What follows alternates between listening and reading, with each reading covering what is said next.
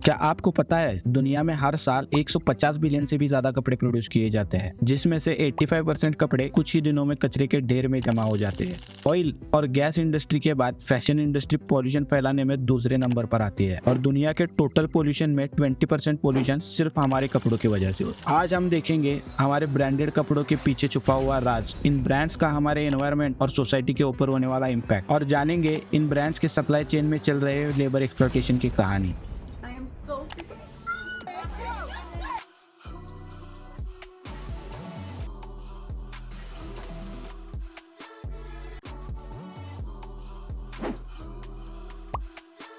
Fast fashion की कहानी शुरू होती है 70s के स्पेन से। स्पेन के कोर्ना शहर में रहने वाले अमांसियो ऑर्टेगा ने इसी शहर में अपनी खुद की कपड़े की दुकान खोली और इस दुकान का नाम रखा जारा। जारा का बिजनेस मॉडल बहुत ही सिंपल था। जारा ट्रेंडी और फैशनेबल कपड़ों को सस्ते प्राइस पर प्रोड्यूस करके मार्केट में लेकर आता, जिसके वजह से कॉलेज स्टूडेंट्स और टीनेजर्स जिनको फैशनेबल कपड़े पहनने का शौक था लेकिन डिजाइनर ने बनाए कपड़े खरीदने लायक बजट नहीं होता, ऐसे लोगों ने जारा की शॉप्स में भीड़ लगाना शुरू कर दिया। जारा की खास बात थी कि फैशन में हर महीने ट्रेंड्स बदलते रहते और 10 से 12 दिनों में जारा अपने स्टोर को लेटेस्ट ट्रेंड के कपड़ों से भर देता। जारा की स्ट्रेटेजी हिट हो गई और आगे चल के ऐसे ब्रांड्स की पूरी एक इंडस्ट्री बन गई जिसे हम बुलाते हैं फास्ट फैशन इंडस्ट्री। आगे के सालों में H&M, शीन, गैप जैसे फास्ट फैशन ब्रांड्स मॉल और ऑनलाइन शॉपिंग एप्स के जरिए दुनिया के हर कोने में पहुंच गए। इन ब्रांड्स ने लोगों के कपड़े खरीदने और पहनने का तरीका ही बदल दिया। एक कपड़े को एक से ज्यादा बार पहनना अनुकूल माना जाने लगा। हर एक इवेंट या फेस्टिवल के लिए नए कपड़े खरीदना आसान हो गया। इसी का इफेक्ट था कि एक अमेरिकन जो साल के 4 से 5 कपड़े खरीदता, फास्ट फैशन रिवॉल्यूशन के बाद साल के 66 कपड़े खरीदने लगा। इसी वजह से कपड़ों की डिमांड बढ़ने लगी।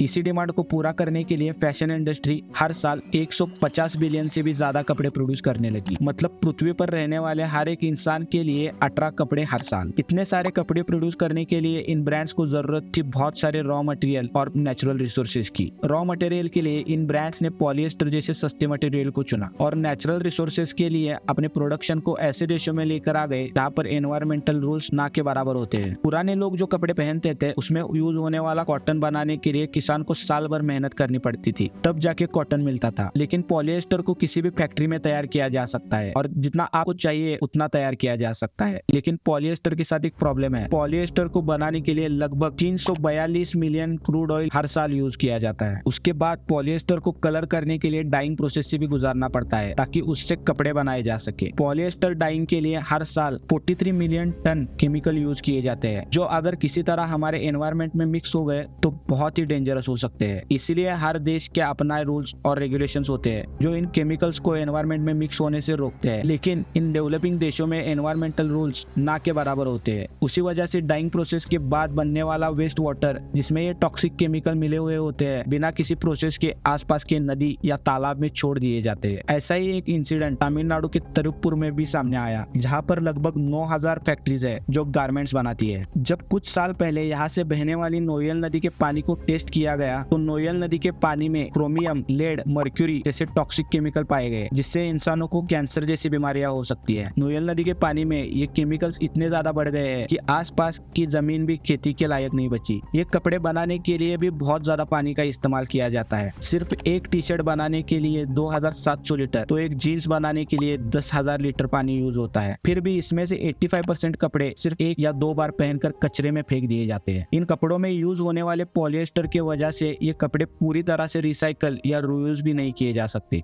और ये कपड़े जल्द सड़ते भी नहीं है, तो ये कपड़े किसी कचरे के लैंडफिल में पड़े रहते हैं और आगे आने वाले दिनों में ग्रीन हाउस गैसेस को एनवायरमेंट में छोड़ते रहते हैं। ऐसा ही एक कपड़ों के कचरे से भरा पहाड़ मेक्सिको के मेक्सिको सिटी में भी देखा जा सकता है, जो लगभग 900 एकड़ में फैला हुआ है। फैशन इंडस्ट्री अकेले ही 8 से 10% ग्रीन हाउस गैसेस के लिए भी जिम्मेदार है और क्लाइमेट चेंज को इससे वो बूस्ट ही कर रही है। लेकिन फिर भी लोग इन कपड़ों को खरीदते रहेंगे क्योंकि ये कपड़े सस्ते और फैशनेबल होते हैं।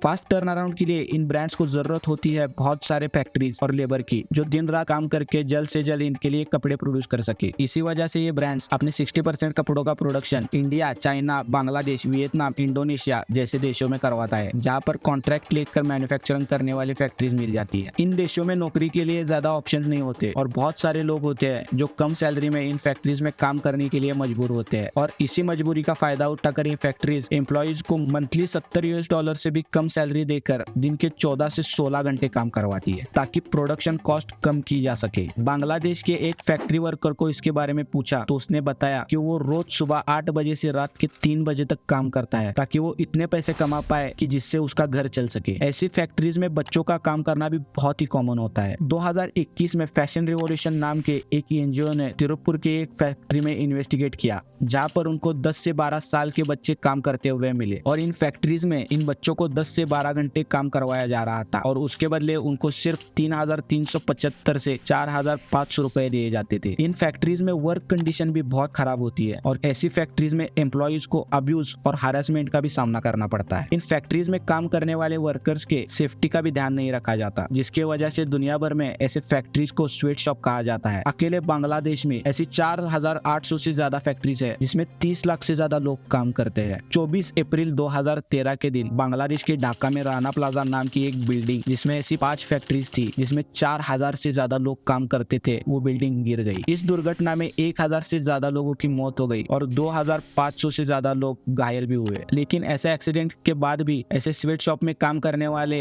वर्कर के सिचुएशन में ज्यादा फर्क नहीं आया, बल्कि 2020 के बाद लॉकडाउन की वजह से उनकी सिचुएशन और भी खराब हो गई है। फास्ट फैशन ब्रांड का सबसे बड़ा कस्टमर होता है यंग लोग। इन ब्रांड्स के 50% से ज्यादा कस्टमर 18 से 34 एज के बीच होते हैं, जो ज्यादातर सोशल मीडिया पर होते हैं और वही से क्या खरीदना है क्या नहीं ये चीजें डिसाइड करते हैं। इसी के वजह से ये ब्रांड्स भी अपनी ज्यादातर मार्केटिंग सोशल मीडिया के जरिए ही करते हैं, जहाँ पर ये अनरियलिस्टिक ब्यूटी स्टैंडर्ड्स को प्रमोट करते हैं जो हर कोई अचीव नहीं कर सकता, जिसके वजह से लोगों का सेल्फ स्टीम कम हो जाता है और कई सारे लोगों को मेंटल हेल्थ इश्यूज का भी सामना करना पड़ता है। इन ब्यूटी स्टैंडर्ड्स को अचीव करने के लिए फिर काफी लोग शॉपिंग के एडिक्शन में फंस जाते हैं, जिससे उस ब्रांड को प्रमोट करने वाले इन्फ्लुएंसर की तरह बन सके, जिसके वजह से बहुत से लोग जरूरत ना होने पर भी कपड़े खरीदते हैं और सीबीडी यानी कंपल्सिव बाइंग डिसऑर्डर, जिसको हम शॉपिंग एडिक्शन भी कहते हैं, उसके शिकार हो जाते हैं। पूरे दुनिया में 6% लोग सीबीडी के शिकार है, जिसमें से 38% लोग 13 से 35 साल के बीच है। अगर इस वीडियो को देखकर आप भी इन ब्रांड्स की तबाही को रोकने के लिए कुछ स्टेप लेना चाहते हैं तो मैं रिकमेंड करूंगा कि आप अपनी बाइंग हैबिट्स को बदले और कपड़े या कोई भी चीज तभी खरीदे जब उसकी जरूरत हो और उतनी ही खरीदे जितनी जरूरत हो। ये स्टेप शायद बहुत ही छोटे हैं, लेकिन अगर हम एक रिस्पॉन्सिबल कस्टमर बने तो हम अपने जागरूक चॉइसेस से जरूर बदलाव ला सकते हैं और यही हमारा मिशन है कि ऐसी इन्फॉर्मेशन आप तक लेकर आए ताकि आप भी इन्फॉर्म डिसीजन ले सके।